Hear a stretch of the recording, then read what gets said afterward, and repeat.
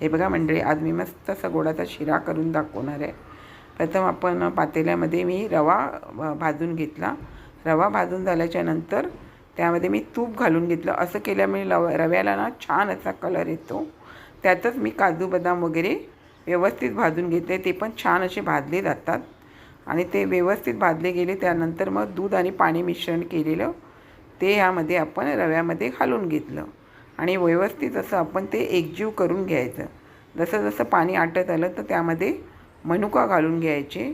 मनुका घालून झाल्याच्या नंतर आपल्याला पुन्हा त्यामध्ये 1 चमचा तूप आणि आपण 1 वाटी जी साखर घेतलेली आहे ती पण यामध्ये घालून व्यवस्थित असं ढवळून घ्यायचं आणि चिमूटभर मीठ घालायचं, कारण गोडाचा पदार्थ आहे.